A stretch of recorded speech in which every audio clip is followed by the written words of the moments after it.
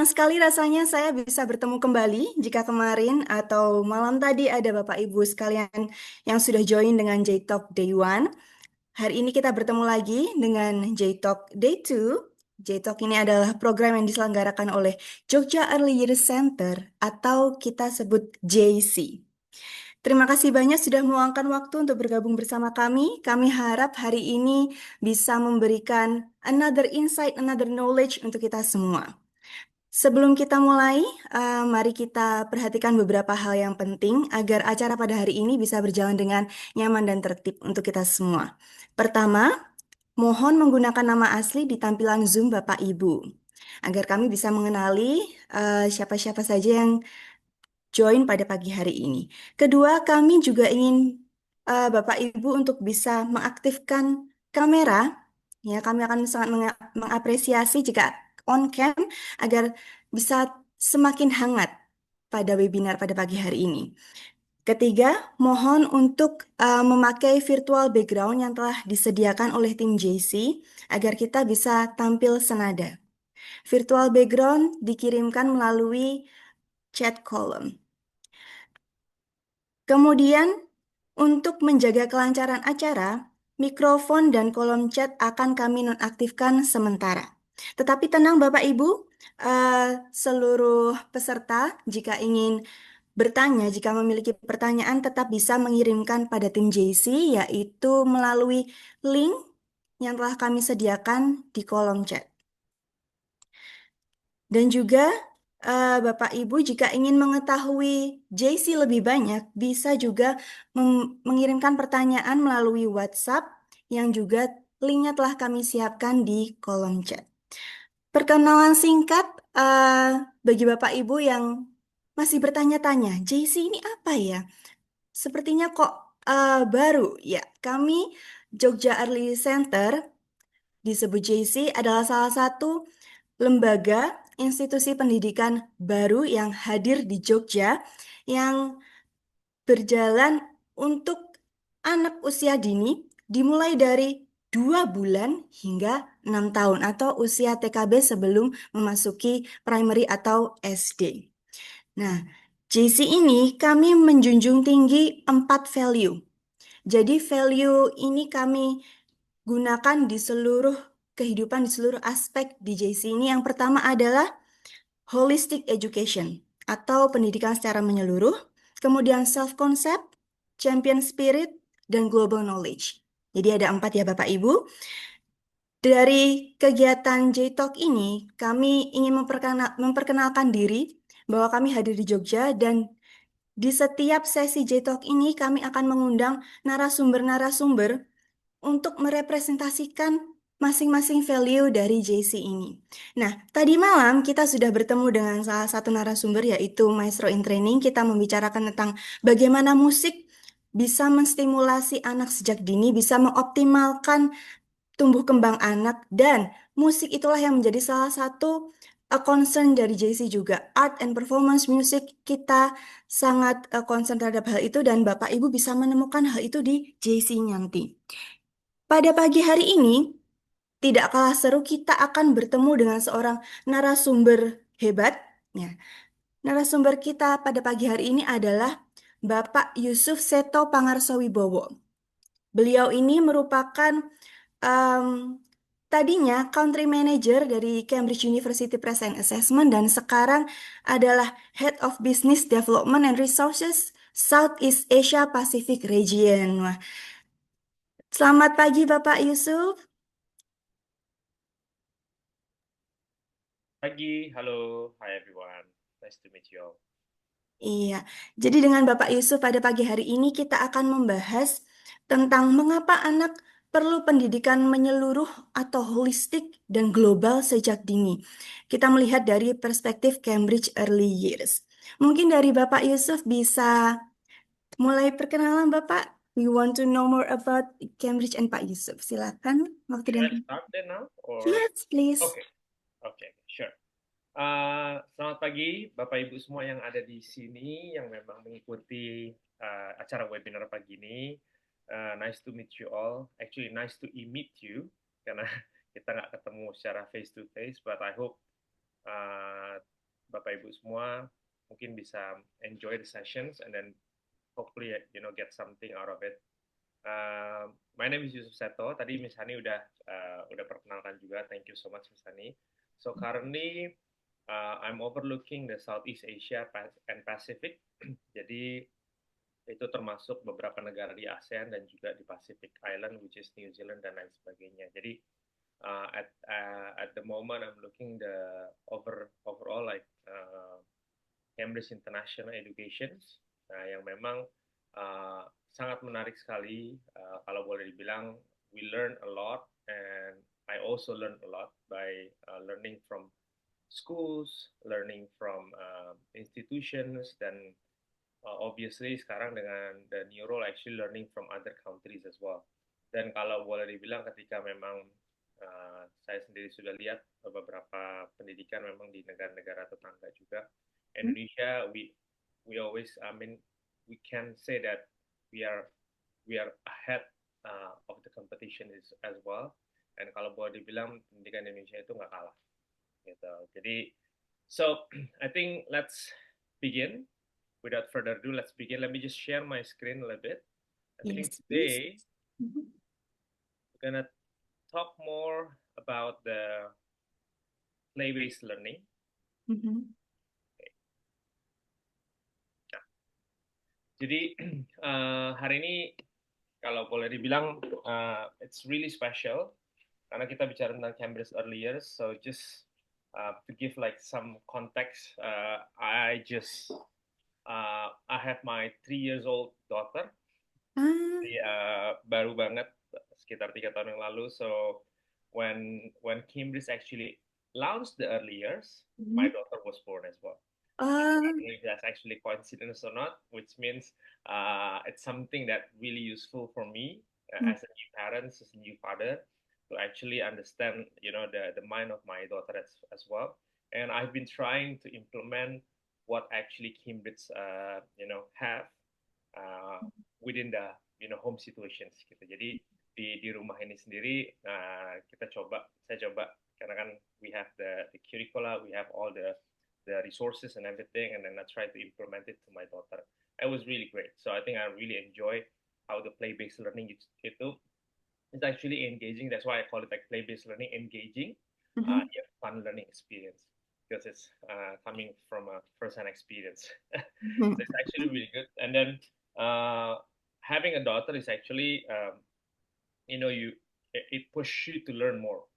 It pushes you to actually do lot more research, and then what is something yang mungkin ini adalah sesuatu hal yang this is working atau ini nggak berjalan sesuai dengan yang memang kita perkirakan, which is Mhm. fine. So Mhm. as a parents, it's okay to actually try something. Jadi saya mungkin encourage juga beberapa orang tua di sini mungkin untuk if you actually like want to do something and based on like what your children's like, just do it because at the end of the day, the roles of the parents actually is supportive and also observing like what and how your children's actually learning and doing. Nah, sedikit perkenalan karena katanya kalau nggak kenal nggak sayang. Nah, ini uh, mungkin sebelum saya kenalan di sini, who are we and apa yang mau kita lakukan, mungkin boleh di chat box teman-teman atau bapak ibu semua yang ada di sini, boleh nggak sih ngechat, taruh di chat box saya dari kota mana. I'm Oh. I'm sure it's actually coming from Jogja, hopefully most of it Jogja, tapi it will be interesting to understand and to know dari kota mana aja nih. Mungkin siapa tahu boleh kita put something in your chat box. That would be good to know. Ya, Bapak Ibu bisa. Mhm. Kan? Ya sambil I want to actually get to know you more. Let me just stop my screen first, and so I can see who's actually here. Oh, belum ada nih. Oke, mungkin Bapak Ibu bisa eh, memberitahukan melalui kolom chat. Where are you from? Dari kota Jogja pasti ya ada. Jogja atau dari kota nggak tahu mungkin sekitarnya. Jogja, Semarang. Semarang ya. Cikarang, Bekasi. Oh, Bekasi. We are neighbor. I'm in Jakarta. Solo, wow, okay. Oh, Makassar. Halo dari Wow, Makassar. from around the city. Kalau semua ya Putri, mom of two from Jogja.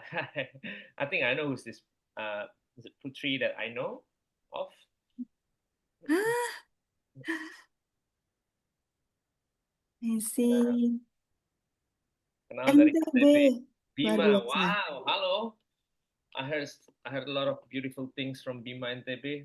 Nice to know you guys. Interesting ya, ternyata tidak hanya dari Jogja. Yeah, it's good to understand. Okay, so let's dig in. So let me just introduce myself as well and my organizations. I think it's good to get to know each other. Okay, here it is.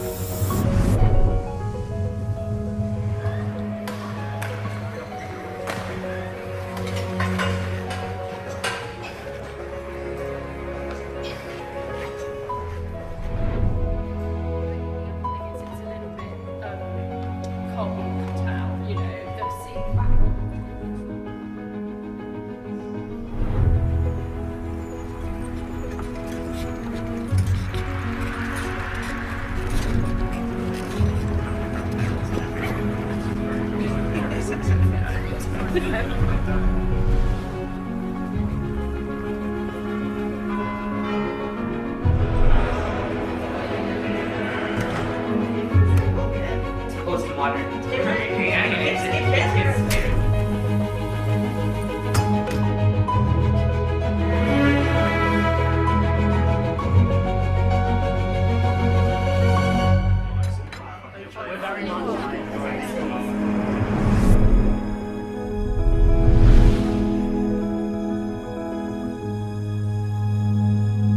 Okay, so that's Cambridge.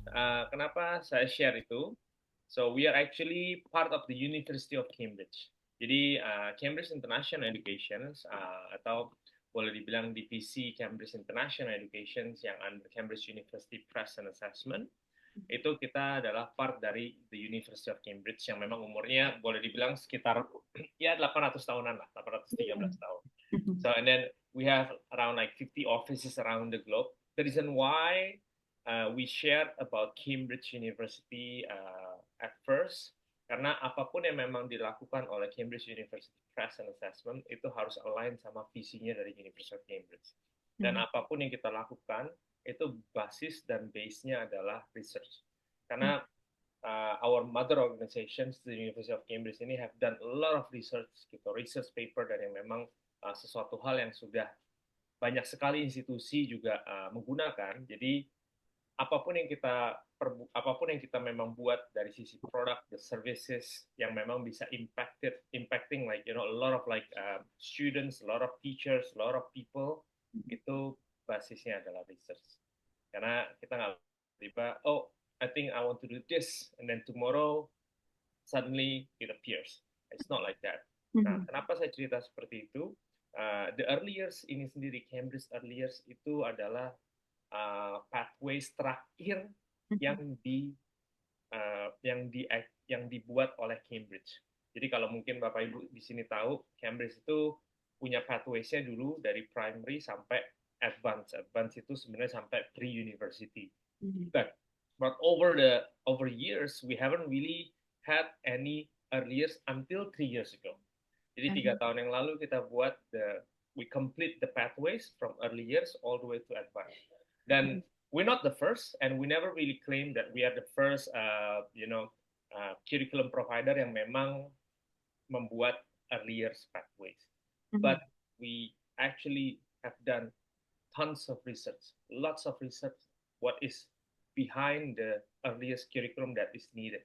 So that's Mhm. why Cambridge ini sendiri ketika kita melaunch yang namanya di curriculum early years ini sendiri, it Mhm. serve as a framework. Jadi itu sebagai sebuah framework.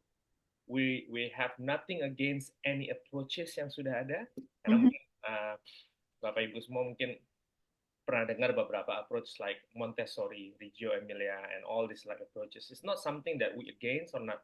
There's nothing that we actually apa namanya develop that actually against that kind of approaches. It's actually giving the house. Jadi kayak semacam frameworknya ini apa saja memang approach yang ada di dalamnya.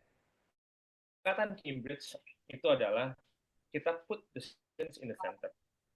How we actually put the students in the center and then connecting these three elements that is really important to put the human in the loop. Itu adalah parents, Bapak Ibu yang ada di sini yang pastinya luar biasa banget. Pagi-pagi, weekend, hari Sabtu, nggak dengerin saya ngomong, semoga nggak bosen. I promise you, it will end like very short, don't worry. And then school, the very important element, karena anak kita ada di sekolah, mungkin boleh dibilang 60-70% of their time is actually at schools. That's why ini really important. And then teachers, sebagai garda terdepannya yang memang memberikan the knowledge itself, pembelajaran kepada anak-anak kita. Jadi tiga ini harus interconnected. Jadi connecting and then put the students in the loop, which is in the center of the learning.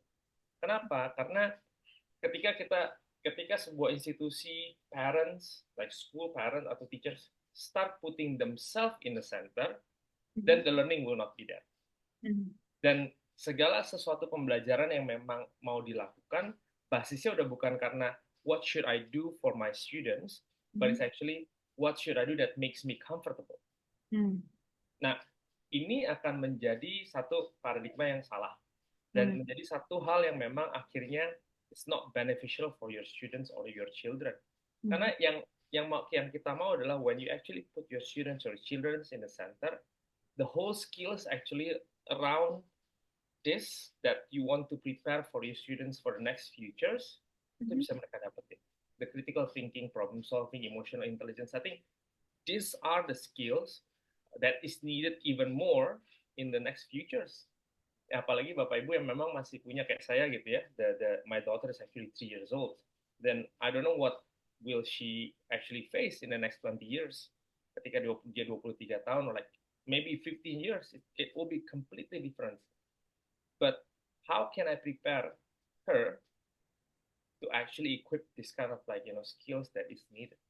Dan skills yang ada ini, yang saya listing di sini adalah beberapa skills based on the research, the current research that is actually needed in the futures. Will it change in the next 2 years, 3 years, 5 years? Maybe, maybe not. But at least this is the fundamental yang memang anak-anak kita butuhkan. So when you actually put the students, that's the reason why Cambridge put what they call play-based learning. Play-based learning ini bukan ilmu baru, bukan tiba-tiba wow Cambridge menemukan ilmu baru play-based learning. It's not. It's been like years. Even like ini udah di introduce even on the kalau nggak salah di early 19th century. Jadi I forgot the name of who actually introduced this play-based learning at first, but there is a research behind it. You can always find the research. Cuman when play-based learning ini dikembangkan oleh Cambridge, when we actually have done like some research, what do we want to get from the play-based learning? Yang kita pasti lakukan adalah what is the benefit for the students?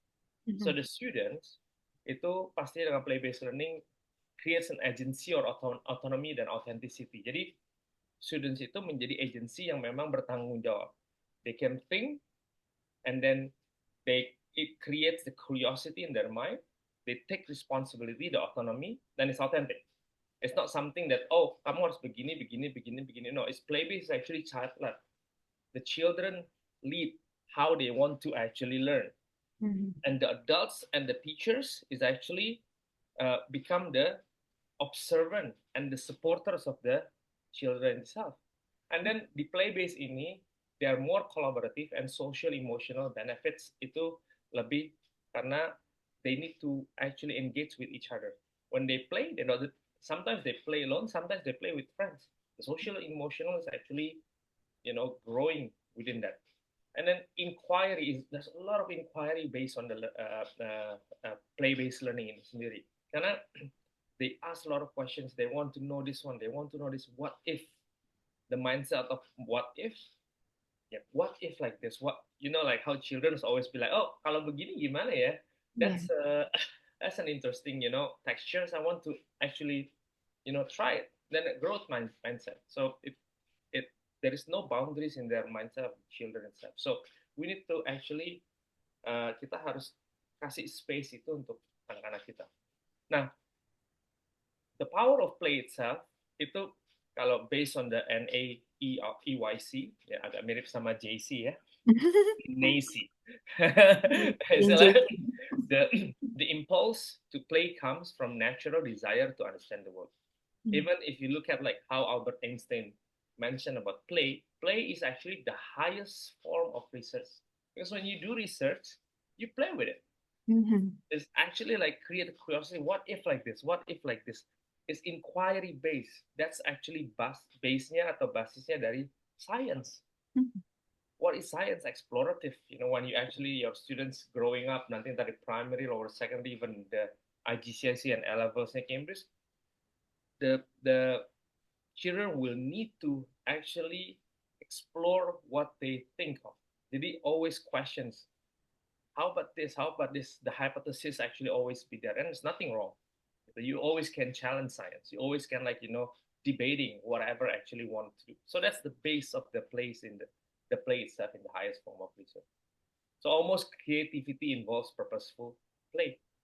That's why play is actually matters. Mungkin Bapak Ibu juga tahu bahwa type of games in play, this is something that you have done maybe in your house, which is games with rules.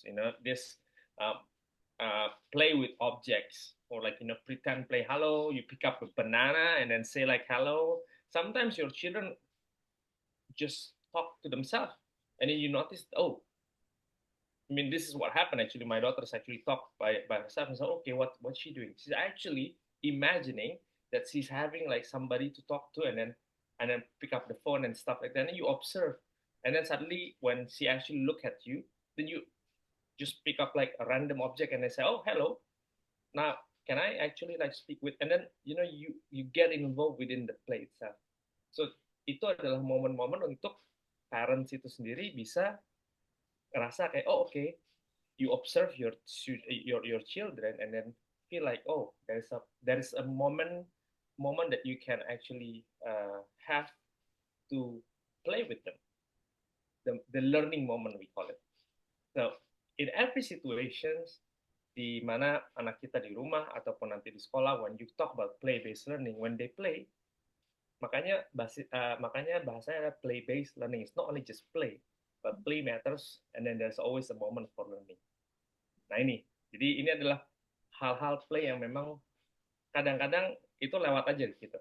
Ibaratnya kita secara adults itu biasanya itu they just play, but if you observe your children, there's a moment for you as a parent or even like teacher untuk bisa creating a learning moment. Nggak harus heavy, nggak harus sit down and then let's do the learning. Okay guys, no. Just by playing, by observing, not just when your children play and then you just on your phone like this, then you miss the moment of learning with your children. So that's the thing. That's why play matters. It's not just the sake of like, okay, I know parents are busy, kita semua busy, but sometimes if you actually just dedicated cuman mungkin 31 jam aja, 30 menit 1 jam, make it really matters and also like useful. That's something that you will be amazed on how this affecting your children as well. So karena misconceptionnya selalu bilang kan play at home, learn at schools. But the play at home is actually really just play, tapi without the element of learning. Tapi begitu bilang di sekolah berarti learn, nggak ada elemen play-nya, jadi nggak fun. But this two is actually jointed, nggak disjointed, is actually jointed. Karena when you play at home, tadi yang saya bilang, ada momen namanya learning moment. It's actually observing your children and then how you actually ask questions. Ketika di sekolah, nah ini juga sama, misconception ketika di sekolah, kebanyakan ketika bilang play-based learning, kita sebagai teachers ini, saya bilang kita karena I also like learn to be teachers, karena kami ini sebagai teachers biasanya lebih ke arah kayak ketika ngelihat anak-anak ini mulai mau melakukan ini, and then kita give the boundaries. Nggak bisa gini, tunggu dulu, ini harusnya begini. You correcting when they start the inquiry process. Nah, ketika research itu ketika anak ini lagi mau belajar tentang inquiry based or scientific research itu sendiri, and then tiba-tiba di stop, it just, you actually stop the creativity process. Nah, ini yang memang kadang-kadang jangan begini, tunggu. That's actually you hinder them to actually learn from the play, and then you create a learning without the play. Now, this is the misconceptions about play itself. So before that, I want to show you one video coming from our researchers. Yes, please. And also, let me just share this one.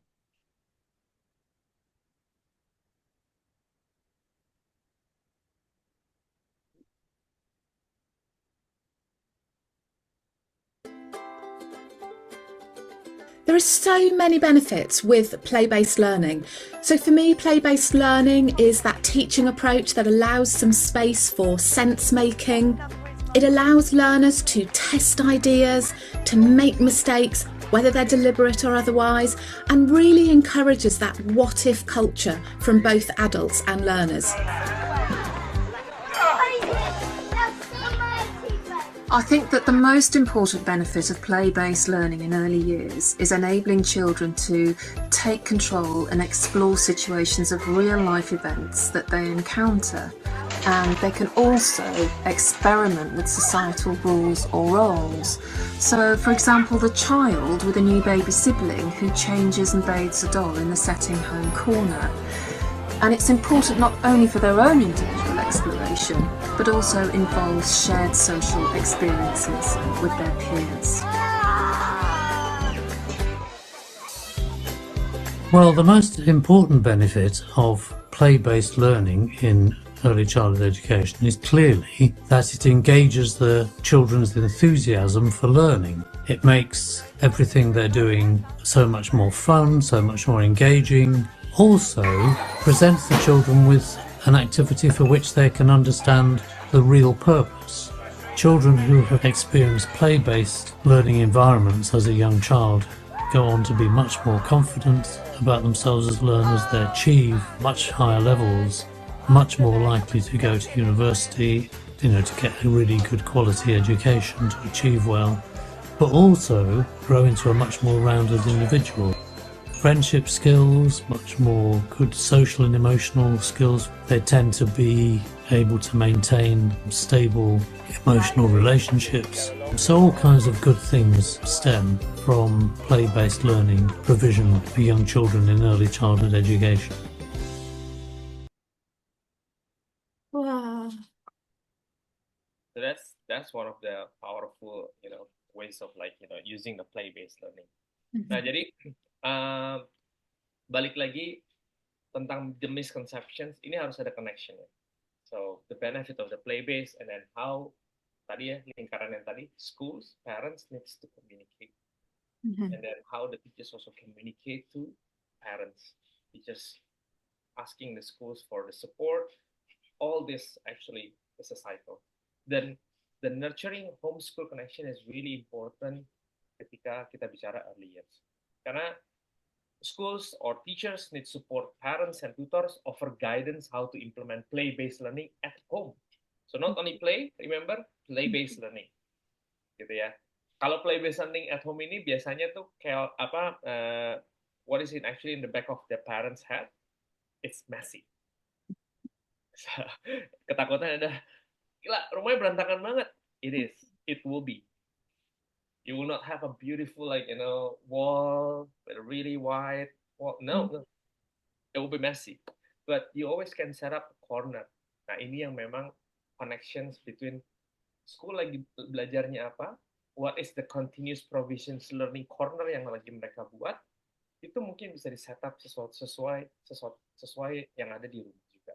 Or what is actually the home look like, itu di setup di sekolah.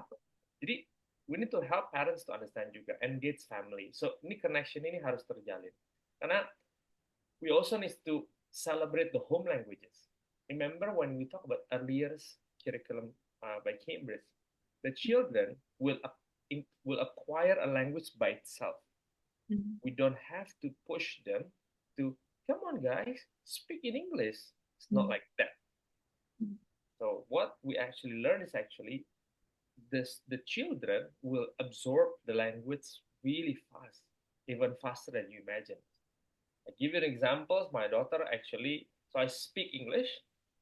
My wife speak bahasa Indonesia constantly. Jadi ada satu memang ketika ngomong ke saya itu English, ketika ngomong ke istri saya adalah bahasa Indonesia. And then obviously banyak yang bilang, ntar takutnya nggak bisa ngomong dan segala macamnya. It's actually not the case. The children will pick up the language yang memang paling sering dia dengar. Obviously kita ada di Indonesia, dia pasti sering dengar bahasa Indonesia. My daughter pick up bahasa Indonesia first, then can speak bahasa. But whenever like whenever she talks to me, switch langsung ke English without me asking. Because I just keep answering her bahasa Indonesia with English. I keep talking in English. It's just like a natural or normal thing to do without any setup bilang, I'm gonna speak in English and then you need to actually answer me in English. It's not like that. It's just like naturally flow. And then the children will learn it's actually naturally flow. Untuk ngomong ke sini bahasa ini ngomong bahasa Inggris. It's actually I'm amazed on how children can already create a different. And then in the schools, she learns French. When she actually come back, she doesn't suddenly within like 4 months learning in schools and then pick up French language. So that's how amazing the children's brain is.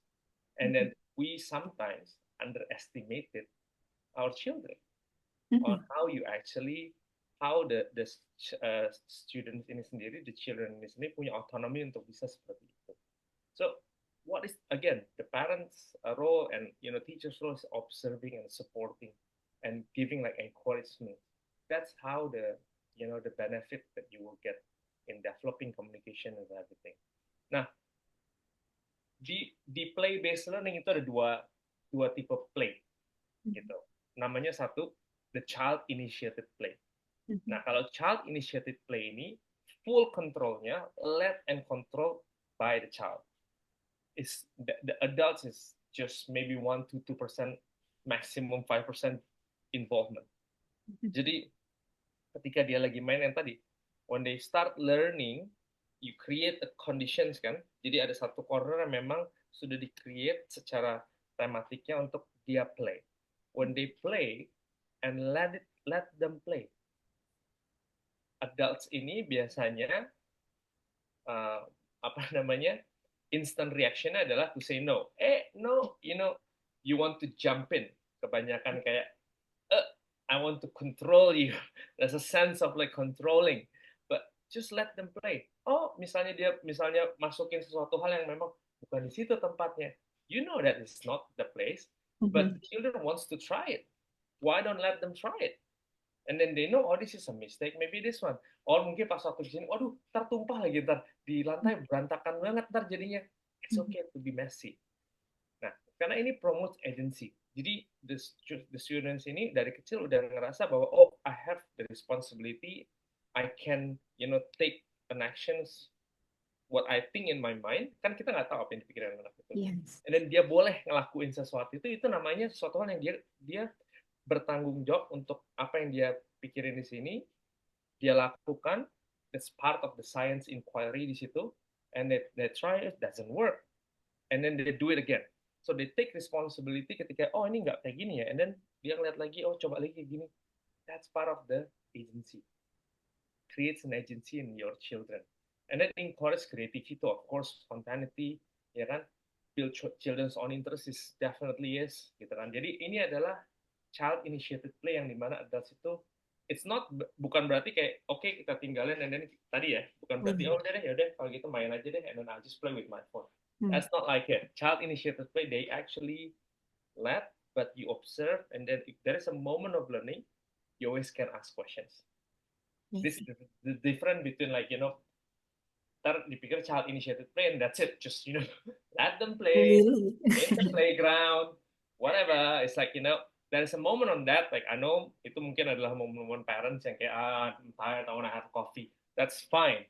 But when you actually have the moment that you actually can see how your children's learning, be involved in this child initiative play. Gitu. Let's couple free play ideas, all of this. Ini kan bisa di set up gitu, ada download. And they can just like play, they can make their own transient air dan segala macamnya. And then there is another play yang namanya guided play. So the guided play is actually refers broadly to playful activities, tapi ada elemen teacher support atau adult support. Jadi udah ada, oke, objektifnya seperti ini ya. So today we're gonna play about go shopping with your mom. Let's ride a car. I have this checklist, and then when you arrive in the supermarket, let's find 2 apples. Let's find 1 orange. When I say 2 apples, 1 orange, let's find 3 things that you like. Did I actually, that's the encouragement for them to learn about mathematics, counting, numbers, dan segala macam. But it doesn't feel that you learn mathematics. That's fine to orange and stuff like that. So ini adalah sesuatu hal yang memang bisa di encourage. Ini ada objektifnya. Nggak harus ke supermarket beneran. Remember pretend play, ya kan? Yes. Okay, Papa driving, you sit at the back, and then after that, okay, we arrive in the supermarket, and you get me like 2 orange, 1 apple, and this one, and then you already have like the room full of toys, kan? Biar dia cari. So that's a guided. Yeah, so that in guided play, of course, teacher's role atau adults itu model, flexible, provide directions and all this stuff. I'm not going to talk more on the technical stuff, but that's the 2 different play. Itu ada 2 tipe play dan apa benefitnya dari play-based learning. And then, of course, ketika bilang early years itu environment-nya harus kita bentuk.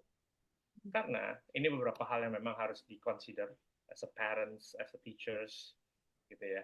When you call like do your earliest classroom spaces to really reflect your visions for learning, ini berlaku untuk both teachers or your house, your class, your bedroom. Gitu.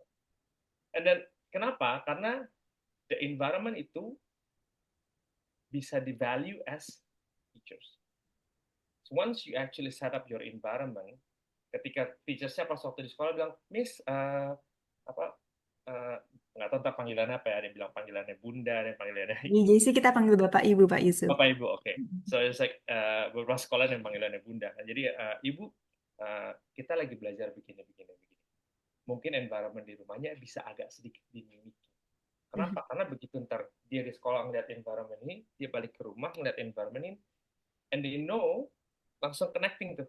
Oh, ke sekolah tuh lagi main ini, di sini ada. Dan it value as a teachers. Without Bapak Ibu sendiri memang become a teachers, but it's already set up. Remember, ini play-based kan, jadi creating the environment is important. So, I'm not gonna go through, kayak nanti kita lebih ke banyak question and answer. Ya, jadi, the early years environment itu sendiri memang harus nge-reflect apa yang di-learning. Jadi bukan hanya asal setup, tapi reflect the learning, the objektifnya apa, bagaimana komunikasi dengan parents. Then we call it's a holistic learning. Jadi in the holistic learning itself, social emotional development dapat, physical development karena movement yang tadi ya, saya jelaskan play-based itu obviously physical development, cognitive development as long as you're not interrupting as an adult, language and communication development, it's always be there, it's not like, oh, you need to speak English, No, just like, if you actually can speak English with your children. If you cannot, it's okay. Yeah. Home-based language-nya pun nggak masalah, gitu. So you actually like encouraging them to learn like step by step. Nah, what is the approach dari sedikit tentang Cambridge Early Years? Itu untuk kelas umur 3 sampai umur 6. So Cambridge Early Years from year 3 until year 6. Di mana tadi dibilangnya child-centered play-based. It's a holistic balanced curriculum, engaging classroom resources, development, and measures learners progress juga. Approach-nya experience. We actually learn should complement the social and culture focus like experience of home and community. Jadi harus nge-reflect experience dia ketika di rumah atau di community. The learning should be reflecting to that. And it's active. When you talk about play-based, it's always be active. Developing like competence responsibility. Karena activity talking about responsibility. When they do something wrong, they can fix it. Take a back and then think, oh, what is the right one, and then keep active. Keep them like, doing something. And then balance between, it's about balance, but physical, cognitive, language, sensory, dan segala macamnya, but not forgetting the cognitive as well. It's about balance. Our curriculum approach is actually balance. Nggak far end right, far end left, just tadi kan, ngasih frameworknya. And then it's play, obviously it's part of the play base, gitu ya, child center. Dan yang 5 ini yang salah satu yang terpenting buat Cambridge. It might not be like relevant for other curriculum, but for Cambridge it's important how you having a transition between early years education to primary schools. As you know, di Indonesia sendiri Cambridge School itu udah ada sekitar 270 sekolah. Jadi bisa dicek di website kita. Biasanya sekolah yang udah punya ID number itu disebutnya Cambridge School. Yang belum punya ID number memang belum disebut Cambridge Schools. Tapi bukan berarti mereka tidak menjalankan approach Cambridge. Ada beberapa sekolah yang mungkin startnya mempersiapkan untuk menjadi Cambridge Schools, dia pakai yang namanya educational partner kayak di sini. Yes. Cambridge educational partner, what does it mean? Gitu kan kadang-kadang para saya. When you actually using Cambridge educational partner, it means you're in journey. You're preparing your children. Biasanya sekolah itu menggunakan resources-nya yang memang sudah connect sebenarnya ke kurikulumnya, cuma belum bisa dibilang full kurikulum, tapi learning objektifnya semuanya itu kita ambil dari kurikulum.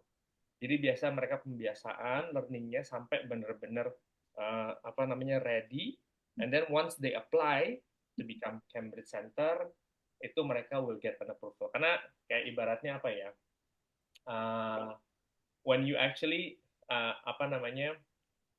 mau tes gitu ya, kan ada preparation-nya dulu.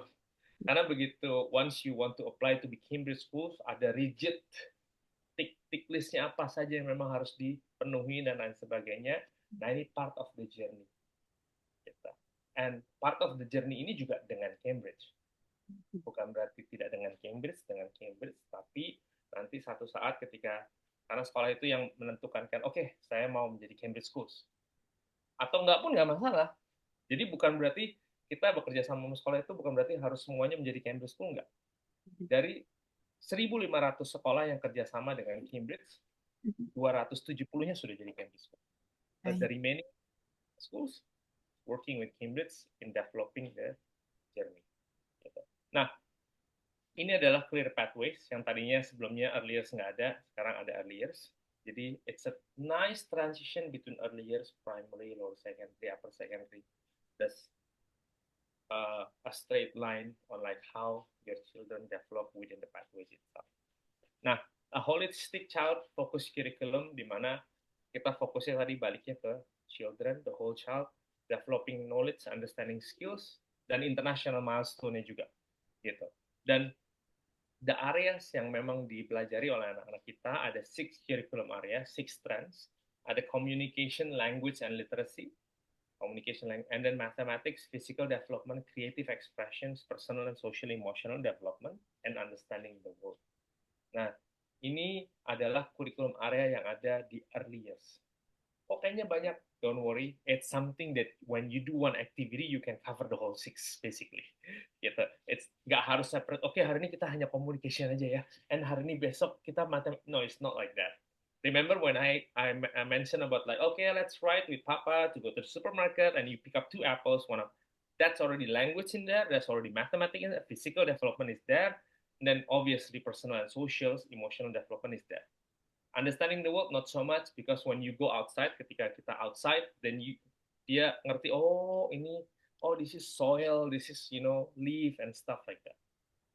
Okay, so don't worry parents, that actually cover yang ada di dalam pembelajaran. And then the assessment approach itu hanya untuk measure learners progress. Dan measurement ini baru diadakan di early years 2, di tahun kedua. Dan the approach of the assessment itu formative ya. Jadi kita nggak namakan tes akhir, bukan. The formative to understand the milestone of your children and gathering and the evidence is more important. How your children itu progress. Nah, we call it Cambridge Early Years Check Together. So they will see there is a story, and they understand what is the story about, ini apa, literasi, numerasi, social, emotional development-nya pun dicek. Gitu. And then the books itself, setiap students pasti nanti ada yang namanya kayak workbook-nya gitu ya. Ada learner's book untuk communication and language, mengcover ini. Ini features international fictions, non-fiction tests, engaging activities gitu ya. Kemudian build important reading and writing skills. And then mathematics learners books ini developing untuk counting, coloring, measuring based on the play based tadi kan, counting, coloring, measuring. And then buku ketiga namanya Let's Explore book. Ini mengcover 4 kurikulum strand yang tadi. Understanding the world, physical, personal, social, and emotional development. Jadi mereka matching, drawing, and then, oh, are you happy? And then there's like, a presentation slide saying like, oh, this is the happy face, this is sad face, and then sad face, they can just like choose within the resources itself. So that's the whole overall. I hope that's useful. I don't know if I take up too much time. I think slightly off, yeah, 2 minutes. Okay, thank you, Pak Yusuf. That was so complete, ya. Yes, thank you so much. So we can move on to the question and answer session. Please do. Di sini kita sudah ada beberapa pertanyaan yang masuk, Pak Yusuf. Okay, first ada pertanyaan, why Cambridge merasa penting dari usia sekecil itu, dari 3 tahun, itu sudah perlu adanya kurikulum, Pak Yusuf? Okay, thank you. That's actually really good questions. Mungkin kata-kata, mungkin saya bahas saya break jadi 2 ya. Yang pertama, kenapa penting? Kalau bicara penting itu sendiri, kenapa kurikulum gitu ya? Mungkin dari situ dulu. Karena bahasa kurikulum seakan-akan kayaknya berat gitu ya. Mungkin maksud dari pertanyaan itu tuh lebih ke arah kenapa harus ada kurikulum gitu ya. Jadi kurikulum itu sendiri sebenarnya the curriculum itself, kenapa ada kurikulum? Karena di situ ada learning. Karena di dalam kurikulum itu ada namanya learning objective, Bapak Ibu. Nah, learning objective ini sendiri itu yang memberikan sekolah, teachers, termasuk parent, ya, untuk tahu milestone-nya anak kita ada di mana. How can you measure if there is no frameworks within what your students actually do or your children do? Karena ketika tadi balik lagi ya, ketika play, bagaimana kita measure play ini beneficial buat si anak ini sendiri? Bagaimana kita mengelicit learning dari play-nya? Karena play without any observations of parents atau misalnya teachers, dia nggak punya children itu, they will understand something, tapi dia nggak punya namanya boleh dibilang kayak the understanding yang what do you call it? Elicit. Jadi eliciting the understanding what they actually learn. Gitu. Jadi ketika anak itu melakukan sesuatu, then when the parents was there and teachers was there asking questions, and then they get the aha moment by eliciting what they learn. What are you doing? That looks interesting. And then parents understand juga, teachers understand juga. So how you do it? Oh ini. Then you will see how the children can connect one specific points to another specific points and then having an understanding. Ini precious banget. And this is something that teachers need to understand juga, karena ini nge-refer kepada learning objective. Jadi setiap kurikulum biasanya misalnya tahun pertama kurikulumnya untuk learning objective-nya ini, capaian pembelajarannya gitu ya, tujuan pembelajaran gitulah ibaratnya. Kalau di bahasa Indonesianya yang di kurikulum ini.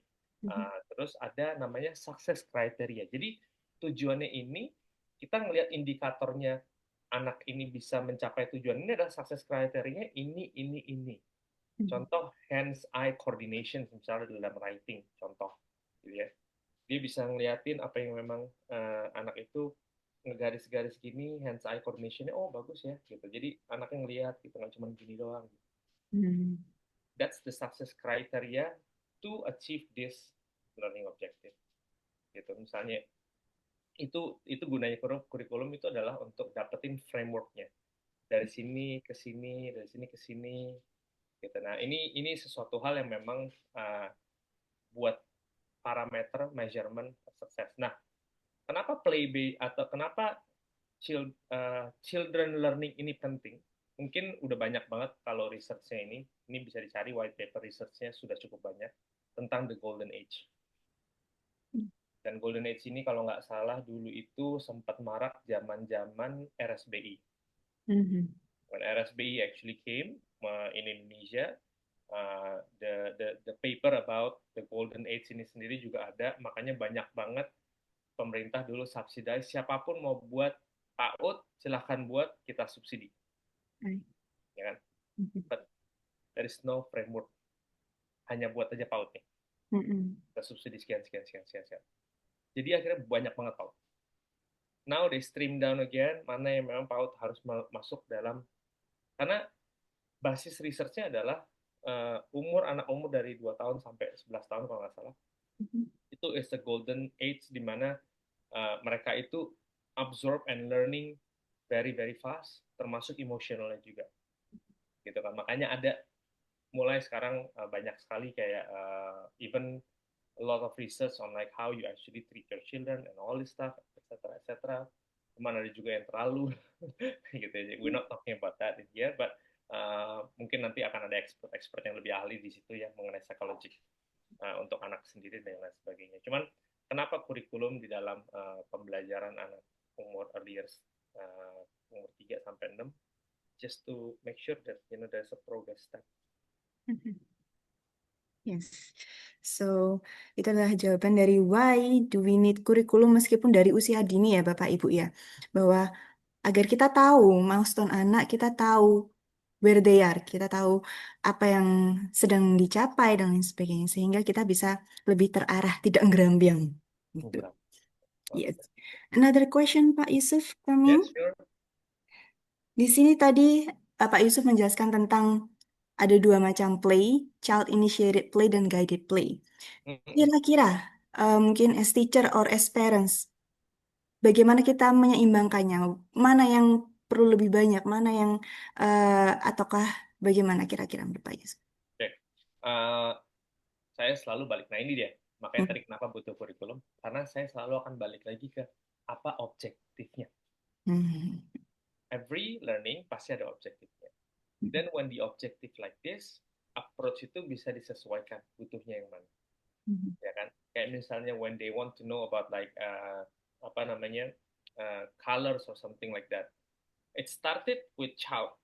Jadi ketika memang biasanya dalam satu kelas itu flow-nya tuh biasanya yang dilakukan adalah it's always started with a child lab. Karena kan udah ada sentranya, kalau di bahasa Indonesia itu bahasa sentra. Jadi sentra ini biasanya ada yang permanen, ada yang memang temporary. Gitu kan? Karena permanen itu biasanya ini agak technical ya, ini biasanya untuk training teachers. Jadi permanen itu biasanya dibentuk karena dalam satu tematiknya itu kita bicara misalnya tentang home. Jadi satu corner yang memang sudah di-create sebagai mimicking untuk home-nya mereka gitu kan. Jadi itu the corner of the home. Nah, disitulah corner itu memang biasanya ketika anak masuk itu mereka go mereka biasa grab something, the toy, whatever they actually remember in their house, itu biasanya dilakuin, atau as simple as biasanya piece of paper, coret-coret segala. That's child initiative. Karena ketika mereka masuk dalam satu ruangan early years-nya Cambridge, itu biasanya let them actually explore. Ya, apalagi kalau misalnya penerimaan murid baru EY1 ya. EY1 itu kan masih anak takut kan. This is a new environment, and then they don't want to explore. There's no like, even like ada bridging sekitar 2 minggu, mungkin the teachers just want to the students feel comfortable dulu di classroom. Bahwa ini, I know it's a different environment, but it's still, familiar. Makanya teachers need to do a pre-setup. Nah, pre-setup ini memudahkan anak untuk recognize bahwa ini ada kok di rumah. Oh, this is actually something that I have in home. Earlier one ya. Dan mereka akan eksplorasi itu. Itu child initiative. And don't even stop that one. They might actually, there's one kid that just jump straight to the corner and just play straight away. Let them play. Then we observe as teachers, ada yang udah main, ada yang ini, and then after that, you actually get closer to the children, observe, and then starting asking questions, just for them to actually get to know you even closer. That's the whole thing is actually child initiative. But when you want to get, or you want to your children to get this point of towards the end of the terms biasanya, gitu ya. When the learning objective needs to be ticked off, kan kita mau tahu juga the formative assessment-nya juga untuk lihat, oh ini anak ini sampai mana. And then you need to get the report to the parents, right? Yeah. And parents also need to understand. Then it started with the guided play. She swap. But it doesn't mean dan ketika memang lagi dalam pembelajaran nggak bisa tiba-tiba ada guided play. It depends on the learning objective. Balik lagi learning objektifnya apa, success criteria-nya apa yang memang dibutuhkan, itu yang digunakan oleh guru. That's the tools, basically. Yes. Nah, itu ya Bapak Ibu. For parents. For parents tuh tidak hanya untuk teacher, kita juga bisa depend on bagaimana tujuan yang kita set up. Oke. Kemudian ada lagi nih Pak Yusuf. Boleh dong. Yes, about Cambridge curriculum ini kan diberlakukan atau diimplementasikan di seluruh dunia ya.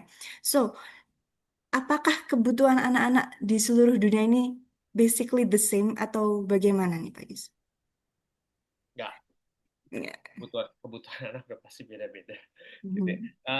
Jadi play base ini bukan berarti jadi pertanyaan adalah kurikulum ini diterapkan di seluruh dunia, ya betul.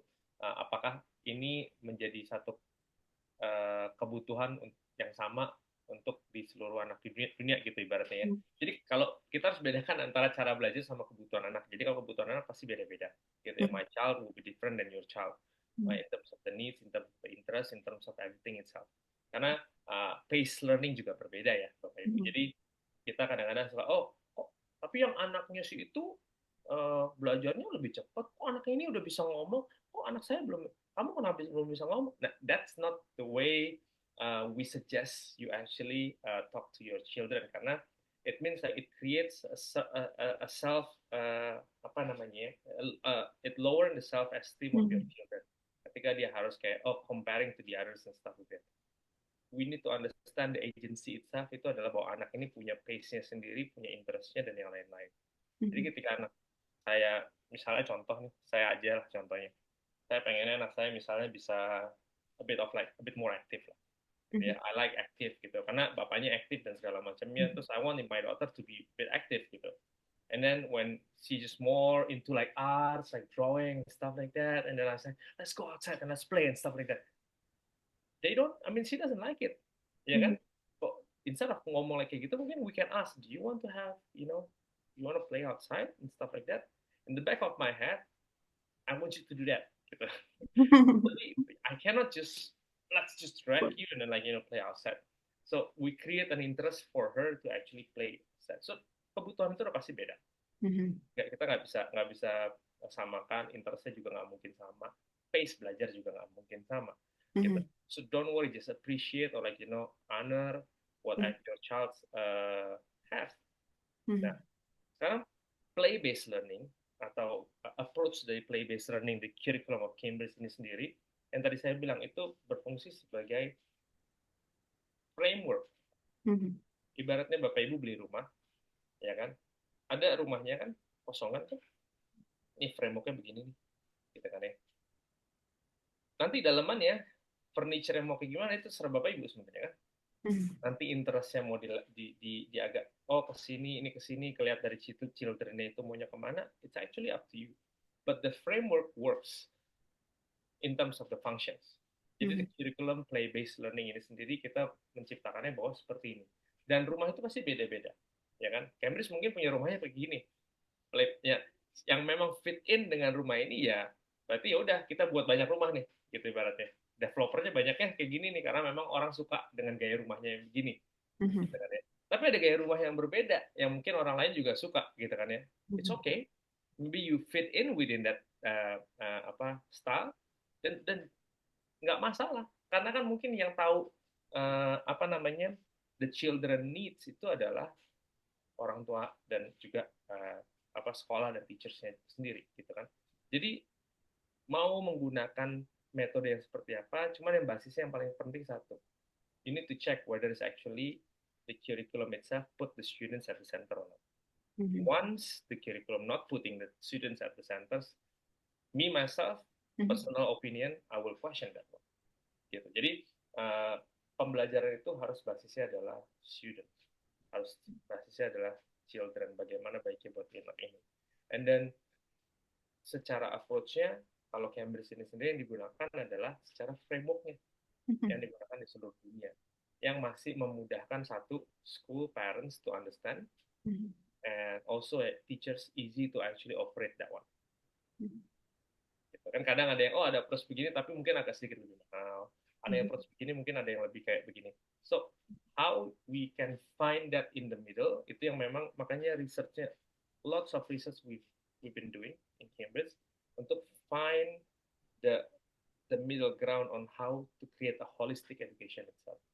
Kognitif dapat, emotionalnya dapat, you know, the approach in terms of sensing, sensory dan lain sebagainya. Gitu. And we never really against on anything karena approach itu sendiri kadang-kadang ada guru yang memang coming from Montessori background and then they want to apply that approach, fine. Karena nggak ada di dalam kurikulum framework Cambridge nggak ada dilarang menggunakan, enggak. Dilarang, nggak ada kayak gitu. Yang kita punya adalah learning objektifnya begini, approach play base-nya begini. Dalam play base sudah pasti ada Montessori-nya dikit. Ya kan, dengan understanding the world, when you play outside, you touch the soil and everything, you don't. And then kalau mau di extend lebih Montessori lagi, mungkin wearing your shoes and then just feel the earth and stuff, boleh, nggak ada masalah, as long as Cambridge cuma bilang as long as the learning objective-nya ini tercapai. Jadi secara Cambridge lakukan di seluruh dunia adalah we create the learning objective yang memang make sense, transisinya sampai ke primary itu akan lebih memudahkan. So, jadi kalau kebutuhan udah pasti beda kebutuhan anak-anak semua. And then that's for parents to know, that's for the teachers to know. Untuk treat anak yang ini, pace learning-nya begini. Nah ini kesulitan teachers adalah karena dalam 20, satu kelas itu 20, 25, everyone will be different. Pace learning-nya, apa yang harus dilakukan untuk tiap anak. Yes. Bapak Ibu, bahwa kebutuhan sudah pasti berbeda, tapi dari Cambridge ini memberikan framework rumahnya, naungannya, nanti interiornya, interestnya tentu akan berbeda juga. Caranya bisa setiap sekolah, setiap rumah, Bapak Ibu juga memiliki keunikan masing-masing, perbedaan, nah, tapi diharapkan learning objektifnya tercapai. Kemudian ini maybe the last question, Pak Yusuf, because we're running out of time. Yeah. Ini sudah kita sangat seru obrolannya. Terakhir, profil lulusan yang ideal dari Cambridge Early Years ini yang diharapkan seperti apa, Pak? Bagaimana nanti khususnya terkait kelanjutan anak belajar di Cambridge Primary dan selanjutnya? Ideal untuk, balik lagi, kalau bicara idealis untuk lulusannya baiknya seperti apa, kita bicaranya lebih ke arah when your children or your students is actually can achieve the learning objective, that's what matters. There's no failure. Cambridge selalu nggak pernah. Ini Cambridge bilang ketika bilang assessment itu ya, karena assessment itu biasanya yang paling tinggi itu di anak SMA yang namanya A-level assessment atau IGCSE level, IGCSE assessment, itu kita pun nggak pernah bilang failed. There's no failed in the assessment paper ketika anak SMA itu ngambil assessment papernya. Lebih ke arah you pass with distinctions, you pass with this, you pass with this. Gitu. There's an area of improvement, bahasanya seperti itu. Kalau di TK, di early years, itu bahkan we're not talking about that. We're talking about like the milestone of your children itu udah seperti ini, seperti ini, seperti ini. Cambridge early years check together itu namanya juga check together itu together gitu with teachers gitu kan, between students and the teachers, let's check together yuk, udah di mana nih understandingnya. It gives a robust data for the teachers even more to create more tailored learning style buat beberapa anak-anak sesuai dengan hasil check together. Dan si anak ini ketika check together, oh, I think it's fine, it's already aligned with the learning objective. It's already aligned with the learning objective. Basically balik lagi ke dalam learning objective-nya apa. Jadi ketika di EY1 udah tahu tuh ada learning objective yang memang harus di-achieve oleh si teachers untuk bisa melanjutkan ke early years 2, misalnya begitu. So, early years learning objective itu pun nggak rigid kayak bakal begini banyak gitu kan. Terus tiba-tiba nggak bisa melanjut EY2 segala macam. It's not like that. The decisions will always come back between the parents and the teachers in agreement. Ketika teachers atau sekolahnya itu memberikan, oh begini ya hasil observasi kami itu begini. Anak ibu udah bisa begini, it's really good dan segala macam. Atau mungkin dari sisi ini masih bisa boleh dibantu di rumah, kan ya. I think if you can do a bit of like activity this one to enhance this one, so it's an agreement between parents and teachers. Gitu. Ketika memang kayaknya masih belum bisa begini nih, baiknya menurut ibu seperti apa? Apakah mau memang kita lanjutkan gitu kan ya, atau it's just like the conversation between parents and the teachers, because you guys are the one who actually know your children. It's not only one person judging what your children needs to actually do. Tadi 3 elemen: parents, school, teachers, and talk to each other. Yes. Okay. Thank you Pak Yusuf for the explanation. Luar biasa sekali pada sesi pagi hari ini. Kalau bisa saya menyimpulkan beberapa, bahwa dengan Cambridge Early Years ini, kita merupakan kurikulum yang menggunakan play-based learning, di mana kurikulum mungkin sounds heavy, terdengar berat, but it's not what you think ya, Mama, Papa, Bapak, Ibu, bahwa kita bahkan dari learning pun, dari playing pun itu kita bisa learning. Ya. Oke, dan dengan Cambridge Early Years ini kita akan melihat secara holistik. So, jadi kurang lebih yang diceritakan Bapak Yusuf ini adalah gambaran kira-kira nanti di JC seperti apa. Karena we're using the Cambridge material, so kita nanti akan melaksanakan kegiatan belajar mengajar secara holistik, tidak hanya pada satu aspek, tidak hanya akademisnya, tidak hanya physical development-nya saja, tapi every aspek, social, emosionalnya, dan lain sebagainya. Tadi sudah dijelaskan juga bahwa dalam satu kegiatan pun kita bisa mengambil beberapa aspek sekaligus. Dalam satu kegiatan, satu permainan, communication and language-nya dapat, social emotionalnya dapat, even kognitif, mathematics juga dapat. Jadi tidak perlu khawatir ketika menggunakan Cambridge Early Years, insya Allah kita bisa mengcover seluruh aspek yang dibutuhkan anak dalam perkembangannya.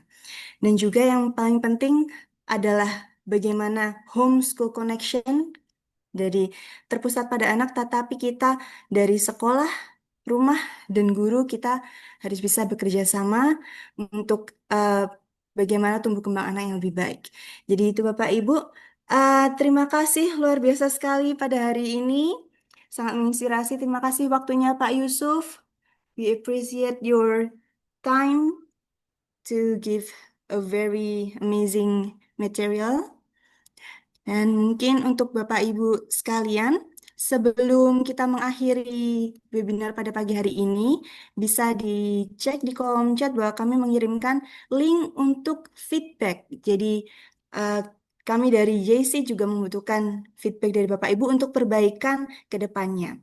Tetapi hari ini bukanlah yang terakhir ya. Ini baru day 2 dari JC ini, dari J-Talk ini. Kita masih ada 6 lagi karena kita ada 8 sesi J-Talk. Hari ini kita dengan Bapak Yusuf dari Cambridge minggu depan. Jadi besok kita libur dulu untuk hari Minggu. Minggu depan di hari Senin kita akan berjumpa dengan narasumber-narasumber yang lainnya. Yaitu dengan Miss Krista kita akan membicarakan pro dan kontra pendidikan usia dini. Wah, ini agak panas nih kira-kira. Ada yang tadi kan sempat ini ada yang bertanya, kok kurikulum berat nih? Wah, masih kecil sudah sekolah dan dadadadadada. Nanti kita akan jawab di sesi-sesi selanjutnya. Tadi juga Bapak Yusuf sudah menjelaskan bahwa eh, psikologi anak bagaimana, dari sisi kesehatan anak bagaimana. Kita nanti akan bertemu dengan para narasumber yang lain di hari-hari selanjutnya. Oke, untuk mengakhiri sesi pada pagi hari ini, mungkin kita akan melaksanakan dokumentasi. Jadi Bapak Ibu peserta bisa on cam, kita dokumentasi bersama dari pihak si dokumentasi sudah ready. Mungkin ada beberapa slide, jadi bisa ditahan senyumnya dan senyum manisnya. Saya hitung 1, 2, 3. Oke, lagi, sekali lagi. 1, 2, 3. Oke, terima kasih banyak, luar biasa pada pagi hari ini. Kami dari PAJC mengucapkan terima kasih pada seluruh peserta dan Bapak Yusuf juga. Kemudian nanti untuk para peserta, Bapak Ibu yang ingin informasi lebih jauh terkait JC, bisa langsung chat di WhatsApp atau follow Instagram kami di @jogjaearlyyearcenter_jc. Juga bisa open website kami jogjaearlyyearcenter.com. Oke, terima kasih pada para peserta Bapak Yusuf. Selamat melanjutkan kegiatan pada hari ini. Have a good weekend. JC The Shine begins here.